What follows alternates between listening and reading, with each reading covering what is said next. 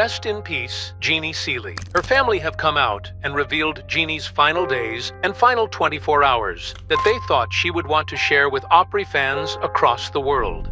Wakes before sunrise, brews the same brand of coffee she's sworn by since 1972, and sits alone on her back porch just outside Nashville. There she watches the sun rise over the misty Tennessee hills with a journal in her lap and a silence so thick it hums. Some mornings, she writes lyrics she'll never release. Other days, she just stares out, lips tight, whispering names only she remembers. While the world spins forward, chasing fresh fame and new stars, Jeannie copes with the weight of having lived through everything and being remembered for almost none of it. Her old records still sell in Europe. Her voice still echoes through the Grand Ole Opry. But in her private world, Jeannie lives quietly in the shadows of memories, tragedy, and one final truth she's never dared speak aloud, until now.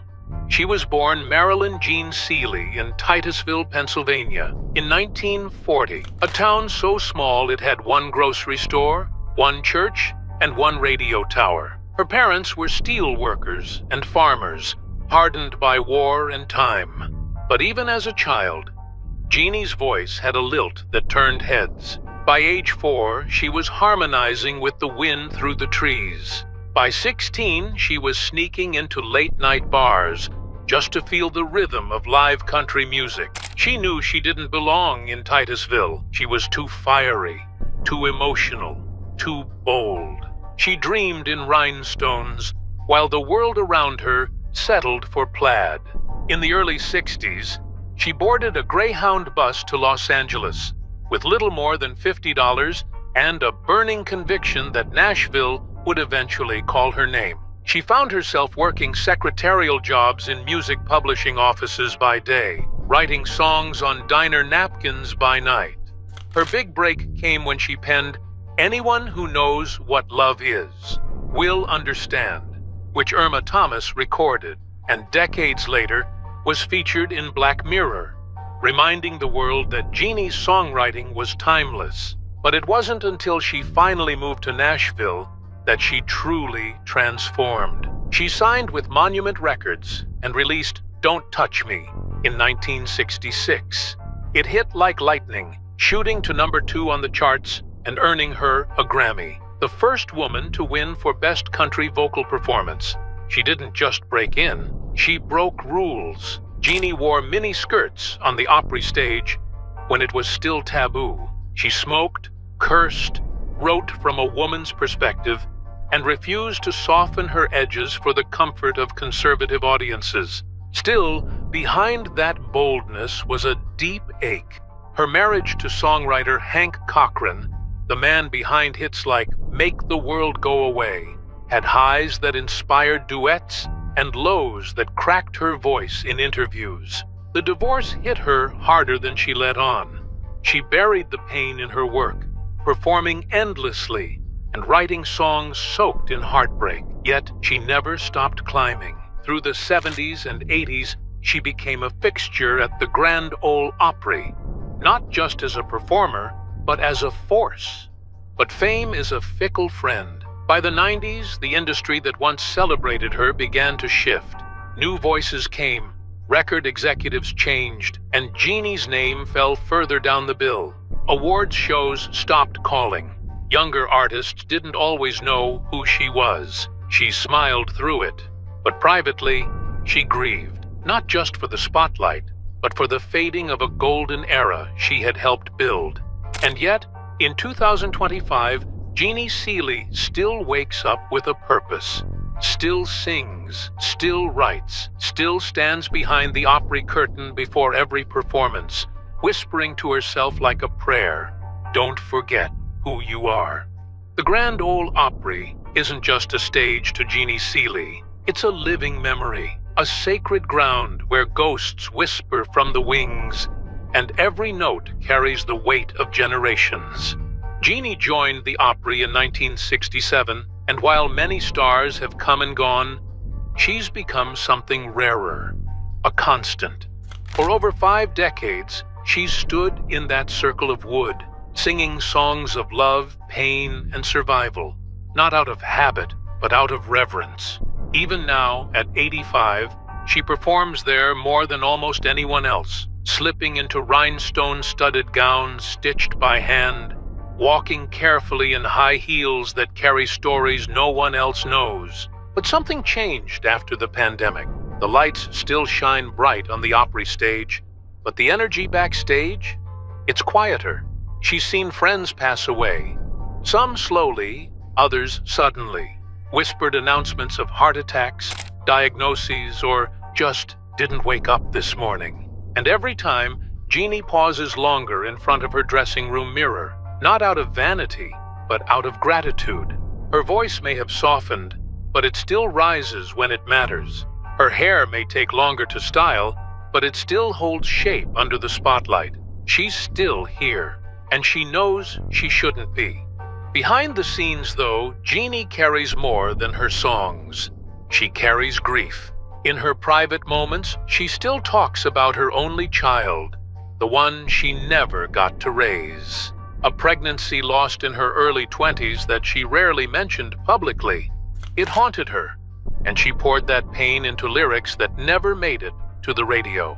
She also lost her second husband, Nashville attorney Gene Ward, in 2016.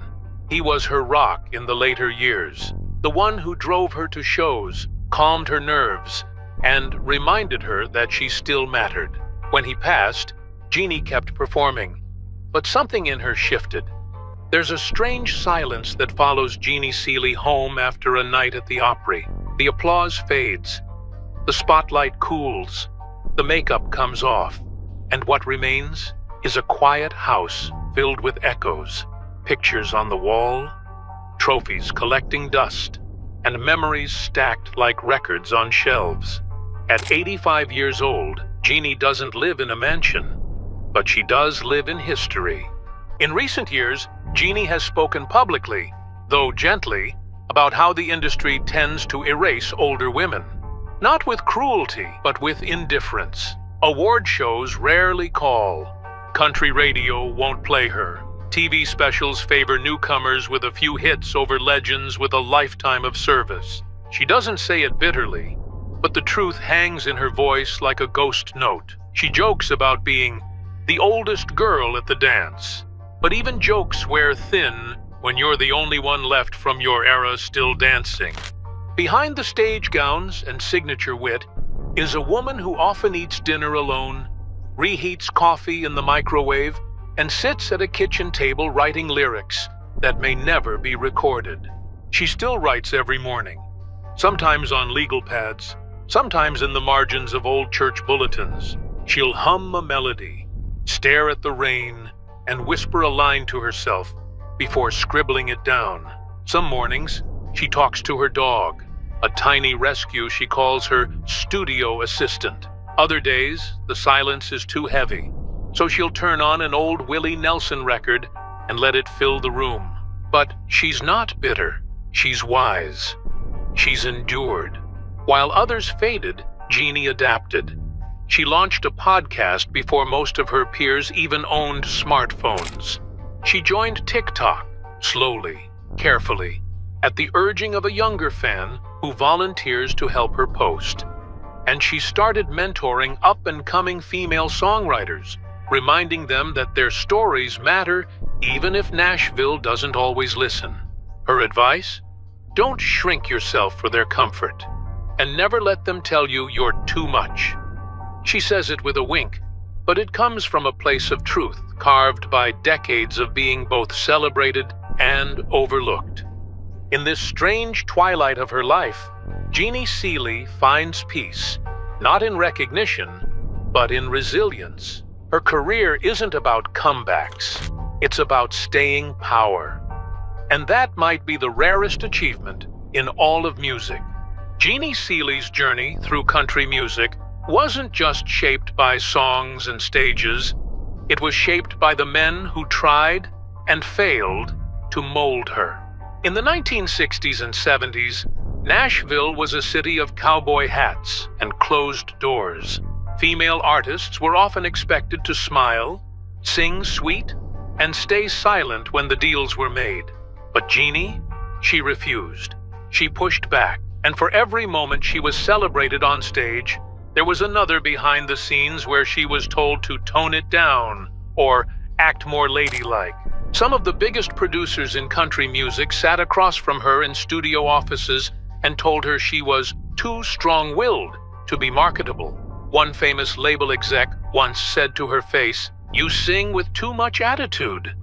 Women don't buy records from other women who sound that confident. Jeannie didn't flinch. She leaned in and replied, "Then I'll make music for the men who can handle it." She recorded songs other women were too scared to touch. Songs about divorce, about desire, about loneliness that wasn't gentle. And while those lyrics made her a trailblazer, they also made her a target. Radio DJs often ignored her records. Tour promoters offered her half of what her male counterparts were paid. One tour bus driver once told her she'd never make it more than 2 years in the industry. That was in 1966. She's still here. And the men in her personal life? They tried too. Jeannie's first marriage ended when she realized she was shrinking herself to fit inside someone else's expectations. Her second marriage, though full of love, still came with challenges. She loved Gene Ward, but she also insisted on keeping her independence. Even at the height of their marriage, she made it clear, "I don't want to be saved. I want to be respected." She's spoken in interviews about how lonely it was to stand her ground, how the industry turned cold when she refused to smile and nod, but she never backed down. She'd rather be alone than be controlled. And that choice, repeated year after year, shaped the version of Jeannie Seely we see today. Fierce, funny, and still unbending. Her strength cost her roles on radio, TV slots, and platinum records. But it bought her something greater, a voice that has never been silenced, a presence that outlived trends, and a truth that only comes from living life on your own terms. Jeannie Seely never needed a man to define her legacy. She carved it herself, with grit, grace, and a voice that still cuts through the noise. Every Saturday night, the lights of the Grand Ole Opry still shine, just like they have for nearly a century. And most weekends, if you wait long enough, you'll see her, Jeannie Seely, now 85, stepping onto that stage like she's been doing since 1967. She's not just a guest anymore, she is the Opry, the longest-running female member in its history. But if you ask her, she doesn't walk out there to make history. She walks out there to keep the ghosts company. The Opry is more than a stage to Jeannie. It's a sanctuary and a graveyard. She's performed with nearly every legend who's passed through its doors. Dottie West, Jack Green, George Jones, Loretta Lynn, Little Jimmy Dickens. One by one, they've all left. And now, when she steps into the wings, she often stands alone. "Sometimes I feel like I'm singing to their spirits," she once said, "like maybe they're still listening, just from a different seat." She always wears something glittery, something bright, not because she wants to shine, but because she feels a duty to remind the crowd what country music used to feel like: personal, raw, glamorous, in its own broken way. Her microphone has history. Her voice still carries weight, and when she sings a ballad about heartbreak or memory, you can almost feel the air pause around her. But when the show ends, the reality hits harder. The dressing rooms are quieter than they used to be. Fewer people knock on her door. Younger artists, if they do greet her, sometimes don't know the depth of the woman they're shaking hands with. She doesn't take it personally. She just lets the silence settle, packs up her bag, and walks the long hallway back out to the parking lot. That walk is where the truth lives. Sometimes it's late and cold. Sometimes it's raining. But Jeannie insists on walking herself out. No entourage, no assistant. Just a woman, a purse, and a slow stroll into the Tennessee night. And every step she takes down that dim hallway is a reminder that legends don't vanish. They just move more quietly with time. The Opry still calls her name. The spotlight still remembers where to land. But more and more, she knows the curtain will one day close for good. She doesn't fear it. She just wants to make sure that when it does, she's already said everything worth saying. And when her footsteps finally echo for the last time backstage, she hopes someone's listening. Because those ghosts, they're not just memories.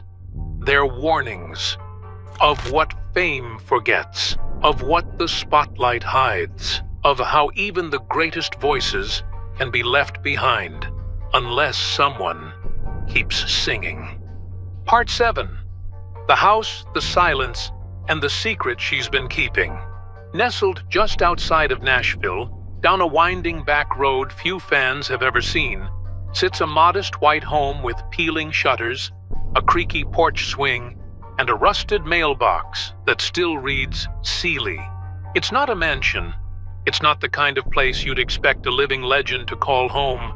But for Jeannie Seely, this quiet house holds more history than any gold record on her wall, because this is where she came to grieve, to heal, and, most importantly, to hide. Inside, the air smells faintly of lavender and old records. There's a turntable in the corner, worn from decades of use. The kitchen hasn't changed since the 70s. Yellow linoleum, formica countertops, coffee mugs with chips on the rim. Her bedroom window faces the woods. She says she likes watching the deer at dawn. But what most don't know is that this house, this silence, was once her only refuge when everything else fell apart. After the passing of her second husband, Gene Ward, Jeannie didn't talk to anyone for weeks. Friends said she'd answer the phone just to hang it up again. She stopped playing music around the house, canceled interviews, disappeared from public life for a while. People thought she was fine, because she still smiled when the cameras were rolling. But the truth was, she was drowning in a sorrow no spotlight could soften. And deep in this home, behind a locked closet door in the back hallway, lies something even closer to her heart. Something almost no one has seen. A box, wrapped in old lace, tied with faded ribbon, containing dozens of handwritten letters, not to her, from her to the people she's lost.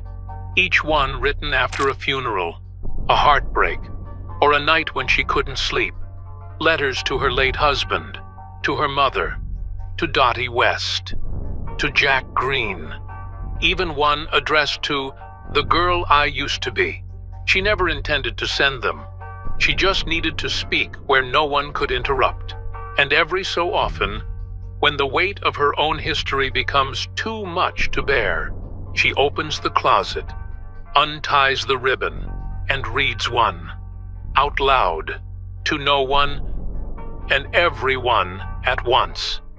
She's never made a documentary, never written a memoir, because the truth, she says, lives between those letters, in what was never said on the Opry stage, in what she could only whisper to an empty room. There's a reason she's kept them private. Some pains don't need an audience. Some stories aren't ready to be told. But the older she gets, the more she wonders if maybe one day she'll let the world read them. Maybe when she's gone. Maybe before. Because in those pages lies not just the story of Jeannie Seely, but the full weight of what it cost her to become a legend. Tucked between her couch cushions, stacked on the end table beside a flickering lamp, are dozens of photo albums. Some so worn the spines are cracking. Others still wrapped in plastic, never opened. Jeannie Seely keeps them close, not for vanity, not to show visitors, but because they remind her who she used to be, and who she might be the last to remember. Flip through the pages, and you'll find the full spectrum of a life lived in rhinestones and heartbreak. There she is, in the early 60s, smiling beside a beat-up car with a guitar in the trunk. A few pages later, she's standing backstage at the Opry with Loretta Lynn, arms linked, grinning like sisters. Then come the darker ones, photos of Jack Green with a drink in his hand and a storm in his eyes. Candid shots of Dottie West hours before a show. A Polaroid of Jeannie sitting alone in a dressing room, eyes puffy from tears, mascara smudged. But what stings the most aren't the images. It's the silence surrounding them. The calls that no longer come. The birthdays forgotten. The anniversaries that pass with no flowers, no songs. In the last few years, Jeannie has watched the phone ring less and less. The industry she gave everything to has quietly moved on. New stars rise, award shows honor fresh faces, and the Opry lineup rotates more quickly than ever. She never complains publicly. That's not her style. But privately, in the quiet of her kitchen or while brushing her hair before bed, the fear creeps in. What if I'm already gone and nobody noticed? What if the world is forgetting her in real time? Not with a scandal, not with a bang, but with soft indifference. Like a song that fades before the last verse.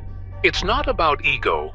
Jeannie Seely has no hunger for headlines. It's about connection, about the aching realization that the people who truly knew her, who shared the road, the stage, the long talks between gigs, are mostly gone now, and those who remain are busy chasing their own spotlight, their own battles. There's a photo on her fridge, her and Willie Nelson, arm in arm, laughing like kids. It's faded now, the corners are curling. She sees it every day and wonders when the world will ask her to tell the story behind it. Not in a podcast, not in a tribute show, but while she's still here, to speak it. Because the real fear isn't being forgotten after death. It's being invisible while you're still alive. At 85 years old, Jeannie Seely doesn't perform as often as she used to. Her knees ache in the cold. Her voice, though still laced with honey and heartbreak, tires easier after a long set. But every now and then, when the stars align, the weather is kind, and the pain isn't too sharp, she takes the stage at the Grand Ole Opry, not for the cameras, not for the money, for the promise she made to herself long ago. As long as I can still sing, I'll keep showing up. She doesn't do wardrobe changes anymore. No more glitter lashes or big hair. These days, she walks out in a plain black jacket, sometimes a scarf wrapped around her throat to keep the chill off. The spotlight hits her silver curls, and for a brief second, you can almost see the glow she carried in 1966. The crowd rises before she opens her mouth. Some stand because they know the history, others because their parents told them to. But every person in that room feels the weight of the moment. This isn't just another set. This is living history. She usually opens with "Don't Touch Me." Still the same lyrics, still the same trembling strength behind them. But now, the meaning hits different. It's no longer the cry of a young woman resisting a love she can't have. It's the echo of a woman who's outlived nearly everyone who ever held her. After the applause fades, she thanks the crowd like she always does. But lately, her voice gets a little softer. The thank yous carry more weight. Like she knows, deep down, that each one might be the last. When she steps off the stage, there's no limo waiting. No flashy entourage, just a friend or two from the Opry staff. A ride home, maybe a cup of tea if she's not too tired. She'll get home, slip off her boots, and sit in the same chair she always does, facing the same old TV she barely watches. And in that silence, she sometimes wonders if it all meant anything. But here's the truth. It did. Jeannie Seely isn't a footnote in country music. She is country music. She lived it, bled for it, survived it. She paved roads others now stroll down without ever knowing who laid the gravel. And yet, she's still here. Not just surviving, still giving, still showing up, still singing through the pain. She may never get the movie, the museum wing, the major network tribute she deserves, but the people who know, the real fans, the old musicians, the heartbroken poets of Nashville, they know. And in the quiet corners of the Opry, when the lights dim and the stars go home, her voice still lingers. Because Jeannie Seely doesn't need a final bow. She's already become the song that never truly ends. Jeannie Seely is done playing nice. Because hidden beneath decades of standing ovations and rhinestone gowns is a secret, one she swore she'd take to her grave. But something changed. A letter resurfaced, a name reappeared, and a woman who once held the Opry together with her bare hands is finally telling the truth about what nearly tore her apart. What happened backstage during a power outage in 1971? Why did she burn one of her own dresses in the parking lot that night? And why, for over 50 years, did the Opry avoid mentioning what she saw in room 6B? The answer haunted her, until now. Long before the secret, long before room 6B, before the dress went up in flames. Jeannie Seely was just a girl with calloused hands and a voice too big for her Pennsylvania hometown. Her father worked at the local steel mill. Her mother sang hymns while scrubbing floors. There were no music agents, no industry contacts, just static-filled country radio and a head full of dreams. At 16, she mailed off lyrics to a publishing house in Nashville. Got no reply, but she didn't stop. At 21, she packed a single suitcase and a half-used typewriter and headed south. By the time she hit Tennessee, she was nearly broke, but not broken. She took temp jobs, slept in borrowed rooms, wrote at night, and sang in places where nobody clapped. Then one night at a smoky club on the outskirts of town, a man in the back handed her a card. He'd just heard her sing a song that would soon become "Don't Touch Me." And like that, her voice was on the radio. The awards came. The money followed. But the respect? That took longer. Because Jeannie didn't fit, not by their standards. She wore short skirts and eyeliner. She cracked jokes. She didn't call men sir unless they earned it. And worst of all, she sang like she meant every damn word. Her songs weren't dainty heartbreaks. They were firestorms, desire, guilt, power, regret. When she first stepped onto the Opry stage, she was warned, no dancing, no deep cleavage, no talking back. She nodded, smiled, and did it all anyway. Behind closed doors, the men running the Opry didn't know what to do with her. She was too talented to cut, but too bold to trust. They tried to box her in, gave her bad time slots, paired her with acts that didn't respect her, whispered things behind her back loud enough for her to hear. But she kept showing up, night after night. And when her name finally got added to the official rotation, she became the first woman to regularly host the Grand Ole Opry. People clapped. She smiled. But nobody saw what it cost her behind the curtain.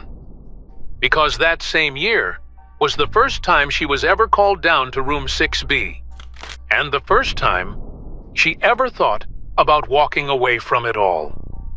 She didn't ask to go. You didn't get invited to room 6B. You were summoned. It was early 1971. A storm had knocked out power to half the Opry house. The stage lights flickered. Backup generators kicked in. The crowd never noticed a thing. But backstage, everything changed. A stagehand handed Jeannie a folded piece of paper. No words, just a room number and a time. Room 6B. She'd never heard of it before. It wasn't on the standard maps or hallway lists. Down past the green rooms, beyond the costume storage. No nameplate, just a brass knob and a faint hum behind the door, like static or breath. She opened it. Inside, one lamp, one chair, one man. He didn't introduce himself. He didn't need to. He was one of the quiet bosses, the men who didn't show up in photos but ran the Opry like it was their personal church. He looked her up and down, not with interest, but with calculation. Then he asked her a question she's never repeated out loud. Her answer didn't matter, because his message wasn't a request. It was a warning. Jeannie walked out 11 minutes later, pale, silent. She went straight to the parking lot, took off her dress, one of her favorites, a blue sequined number with rhinestone trim, and set it on fire. Nobody knew why, but a janitor saw the smoke, said she stood there, watching it burn like it was a person. She never wore blue on stage again. After that night, things shifted. Her set lists were shortened, her introductions left out. Rumors spread about her being difficult. One producer pulled her from a Saturday show and replaced her with a male newcomer who forgot half his lines. But she kept coming back, kept hosting, kept smiling. And once, just once, she confronted that same man from room 6B in the hallway. He said only 5 words before walking away. "Careful, sweetheart. You're not untouchable." That night, she started locking her dressing room and writing letters. Some she mailed, most she hid in a box under her bed. Letters she hoped no one would ever need to read. Until now. They weren't diaries, they weren't songs, and they sure weren't written for sympathy. They were records, typed out on onion skin paper with her old manual typewriter, always dated, always signed, each one a snapshot of something she wasn't allowed to say out loud. The glances, the threats, the stage cues that mysteriously changed, the times her mic didn't turn on, the night she walked out to silence while the curtain stayed down on purpose. Jeannie Seely wrote it all down. Every slight, every humiliation, every name. And she kept those letters in a shoebox under her bed, wrapped in a faded red scarf her mother gave her before she left Pennsylvania. The box was locked. She never told anyone the combination, not even her husband. She called it her insurance policy. But to her, it wasn't about revenge. It was about proof. Because one of the cruelest tricks the Opry played on its women was making them believe none of it was real. That they were just sensitive. That they took things too personal. That no one else had a problem but them. Jeannie knew better. She'd seen how they treated Dottie West before her death. She'd heard the way they spoke about Patsy behind closed doors, that mouthy broad. That little drunk. That problem. She wasn't just writing for herself, she was documenting the pattern. But she never intended for anyone to read the letters. Not until the fire. In 1991, her second home caught fire in the middle of the night. Most of the house was spared, but her bedroom went up fast. Somehow, the shoebox survived. The heat melted the scarf, but the lock held, and inside, every single letter was intact. That night, as she sat on her porch surrounded by ash, she opened the box for the first time in years, and what she read didn't feel like her life anymore. It felt like a story someone else had lived. Someone trapped, erased, controlled. She didn't cry, she didn't scream. She just whispered to the wind, "I wasn't crazy." That was the night she made a new plan. Not to burn the letters, not to hide them, but to wait for the right moment, to use them.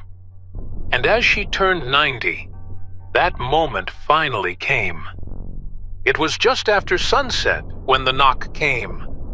Jeannie Seely was in her kitchen, barefoot, brewing her usual evening tea. By then, she'd stopped expecting visitors. Most folks her age were either gone or long retired from calling. But this knock was different, soft, hesitant, almost reverent. Standing at the door was a young woman no older than 30, wide-eyed, nervous, clutching a folder to her chest like it might disappear. She introduced herself only by first name. Said she was working on a graduate thesis about forgotten women of country music. She had driven 6 hours just hoping to meet Jeannie, even for 5 minutes. Jeannie almost sent her away, until the woman said, "Room 6B. Everything went still. Nobody knew about that room. Not unless they were there. Not unless they were summoned. Not unless they had something to lose. But this girl, she had nothing to lose. Only something to give. She reached into the folder and pulled out a photocopy. It was one of the letters, not a duplicate. A scan, dated June 15th, 1971. Typed in Jeannie's unmistakable format. A full account of her second visit to room 6B. Names, threats, the handshake deal she was forced to accept, and the line that sealed it all. "If I speak of this again, I will be removed from the stage before I finish my next verse." Jeannie's blood ran cold. She asked where the girl found it. That's when the story unraveled. Apparently, in a backroom closet at the Opry's archival wing, one not open to the public, this letter was misfiled inside a stack of stage diagrams. A former employee had tucked it there, likely without permission. Maybe he meant to return it. Maybe he meant to leak it. But there it was, preserved, quietly waiting. The girl found it while researching floor layouts. She said she read it 3 times before realizing what it was. She copied it, then sealed it back in place. Jeannie asked why she brought it to her. The girl paused and said, "Because I think they've done this to others, and I think they'll do it again." That night, Jeannie didn't sleep. She opened the old shoebox, reread every letter, and realized the silence she'd protected for 60 years was about to end. There had always been whispers about doors that didn't appear on any blueprint, about tapes that vanished from the sound booth, about Opry members who stepped away after asking the wrong questions. But most of all, there was the hallway, a narrow, windowless stretch that led behind the oldest part of the building. Maintenance called it a service wing. Tour guides skipped it entirely. But insiders knew this was where the real decisions got made, where the men in tailored suits and smoky voices gathered behind closed doors and rewrote careers like pages in a script. Jeannie had walked that hallway only twice in her life. Both times, it ended with room 6B. But when the young researcher returned a week later, carrying floor plans, records, and a notebook full of hand-drawn maps, she said something Jeannie never expected to hear. Room 6B doesn't exist anymore. According to updated architectural documents, the room had been walled off in the late 1990s. No permit, no renovation notes, just a blank space where a door once stood, like it had never been there at all. And yet, it had. Jeannie remembered the rug pattern, the sound of the old radiator, the water stain on the ceiling that looked like a boot print. She wasn't imagining it, but someone wanted everyone else to think she was. That night, she pulled out a photo album and flipped to a picture taken backstage in 1974. In the far left corner, barely visible, was a brass doorknob and a plaque. 6B. She mailed a copy of that photo to the young woman along with a note. If anything happens to me, you tell them I tried to tell the truth. Because the erasure wasn't just about the room. It was about everything that happened inside it. The deals, the silence, the power imbalance that was never spoken aloud, only understood in glances and locked doors. Jeannie had never considered herself brave. She considered herself smart, careful, alive. But as the Opry continued celebrating its polished legacy, rerunning specials, honoring its gentleman pioneers, Jeannie knew the shine had come at a cost. And somewhere, beneath that new drywall and glossy branding, the old secrets were still breathing, waiting. By the time Jeannie Seely reached her late 80s, most of the women who had walked those same halls with her were gone. Some died quietly, others faded into obscurity, and a few, too many, left behind nothing but questions. Dottie West's car crash was called a tragedy, but Jeannie remembered the months before, the canceled shows, the odd phone calls, the way Dottie had started to say things on stage she never used to. Loretta Lynn's strokes and strange final interviews raised eyebrows too. She once told Jeannie, "They don't want us around when we start talking too much." Then came Naomi Judd, gone under a dark cloud, with whispers swirling about what she'd uncovered in her final months. All of them had stories. All of them had scars. And all of them, at one point, had been asked to just trust the Opry. Jeannie had seen the pattern.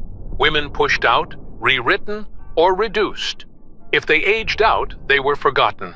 If they pushed back, they were unstable. If they stayed too long, well, the industry had ways of tightening the noose without leaving a mark. She remembered when Patsy Cline started questioning management. How quickly she was labeled difficult.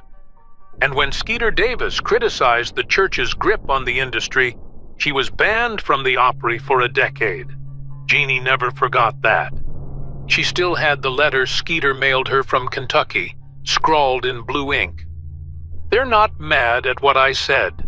They're mad I said it where people could hear." Now in her quiet little home on the edge of Nashville, Jeannie kept a new kind of list. Not just of names, but of patterns. Who vanished when? Who stopped getting calls? Who retired after one too many unanswered questions? The saddest part? There was never a proper send-off.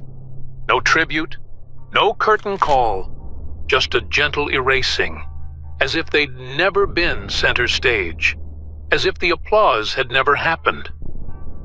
And yet, their voices still echoed. In the cracks of the old floorboards, in the smell of the dressing room powder, in Jeannie's memory. That's when she knew the truth couldn't stay locked away any longer. Because if she stayed silent, they'd erase her too. Jeannie Seely never thought she'd outlive them all. She didn't drink much, never smoked past her 30s, but she never lived cautiously either. She sang hard, loved harder, and kept showing up night after night, even when the standing ovations turned into polite nods, even when the dressing room moved farther from the main hall, even when the phone stopped ringing after the holidays.